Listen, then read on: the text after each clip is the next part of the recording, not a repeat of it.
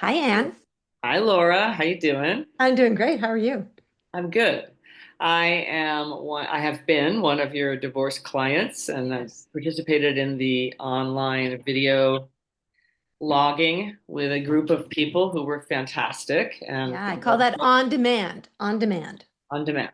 Yeah. On demand coaching. So have laid down maybe 2 or 3 minutes, sometimes 10. But anyway, I like to talk. So there you go. That's what my support group knows about me. That's all right. Where everyone is welcome. Yeah. But that kind of daily touchstone work was extremely helpful to me as I began to navigate the process of having my life fairly upended by making the choice to split up with my ex-husband. So, Ah, sure. but you have described divorce, as a modern rite of passage. So, Mhm. what exactly do you mean by that? Well, you just said it yourself. I made the choice of leaving my kid's father. Yes. So, um, that choice is you initiating a shift in your life, a huge emotional, financial, spiritual, physical shift as you move forward. And you chose to do that. And not everyone chooses that, by the way. We know that. And we also know that those who choose often are forced into that position. So, like, whether you initiate or someone else initiates, there's always a reason behind it. So, that modern day rite of passage is I'm going to go do this thing. And at the other end, I'm really going to change. You don't realize at the beginning you're going to change. You just think, I want to get rid of that person, that woman, that man. I'm done. And I think what people don't realize is just how profound the experience is. I always say divorce demands respect. I had no idea Yeah, how hard it was going to be yeah, and how multi-layered it was. And yeah. it's actually massive. It's a massive thing to go through. It's a massive thing to go through. Yeah. A- And people think that, oh, it's just I'm going to go find another partner or I'm just going to go get another place to live. Yeah, exactly. And they don't necessarily understand what that requires. So Yeah.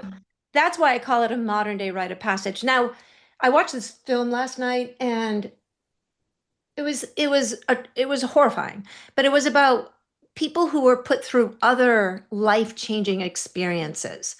And I like to say this is what we choose to do. Sort of in Western culture, certain age groups, certain demographics, this is what we choose to do. Other people go through different rites of passage. That's Mhm. all. I don't want to say that this is the only one. No, no, no. There are many. But this is what you went through. Yeah, and it's a common one here in the United States and certain Hmm. demographics too. That's right. Um, and what do you think that what do you think are some of the myths well, I guess we're kind of talking about busting a myth here is that it's you're just going to get over it.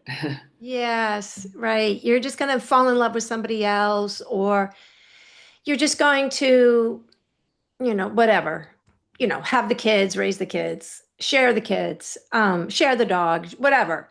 Um, the it's a big myth.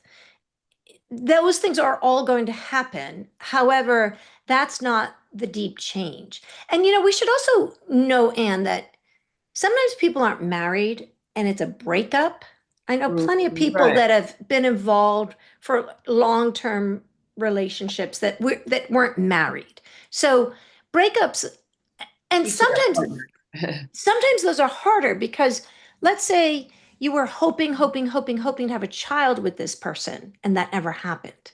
Hmm. So that window closed. I've had clients where that window closed for Wow. them. And it's as life-shattering for them as it is for someone who's been married for 15 years. Right, right. Right? Modern life, there's all types of arrangements. Yes. And so I wanted to acknowledge that with you that I don't I don't just work with people who are legally married. I work with a lot of people who go through breakups. Um, so that kind of emotional shift, that it's like a wake-up call and it's very deep. It's very profound. What's the difference, do you think, between being a coach as opposed to having somebody going through therapy and divorce? So that's a great question. As a coach, I can't really speak for therapists. Let me put it this way. I have many clients who are therapists Uh-huh. going through their own breakups and needing their own coaching. All Hmm. right. And I've coached therapists on business shifts, on relationship shifts, lots of them. I have many, many therapist clients. Well, here's to the therapist. Thank you all for doing what you do. Yes, thank you all for doing what you do. I have many good friends who are therapists. I have had many therapists. So all of it is good. So the difference, as I understand it on a technical level, is a therapist will help you tease out what's happened in the past and how it colors your dynamics in the present or going forward. Hopefully, you'll shift. A coach, in my opinion, I'm like, if you're over 25 years old or you're over 30 years old, chances are you know what's going on in your life. Hmm. So talking about it more hasn't produced change. So let's do something about the dynamics. Let's move this forward. So I'm a little tough on my clients too. They get a little kick in the pants from me. Like, enough talking, let's do something. So that's sort of how I hold both. Lots and lots of respect for any sort of mental health work. We all need it right Hmm. there. And we all need to process and move forward.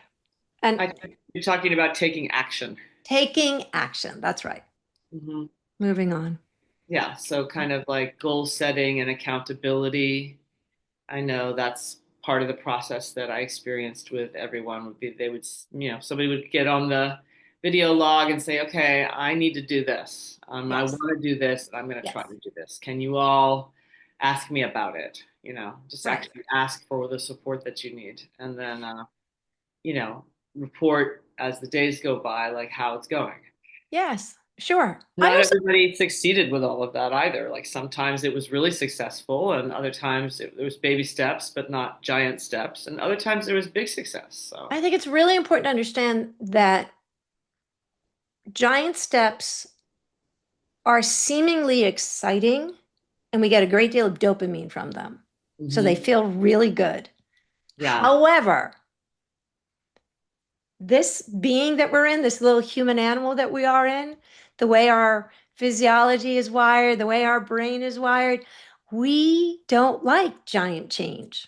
It's very destabilizing. So I always say it's incremental growth and it's up one, down two, up two, down one. It's not, it's like, it's not clean. It's no straight arrows up, none of that.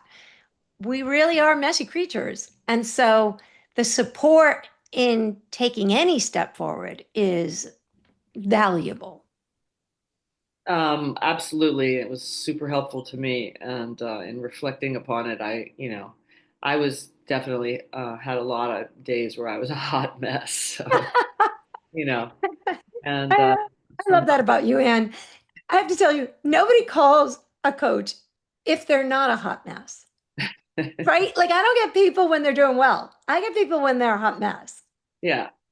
So thank you for your patience. I really appreciate Oh, it. you are so welcome. Thank you for yours. And thank you for chatting with me today. It's always great to see you.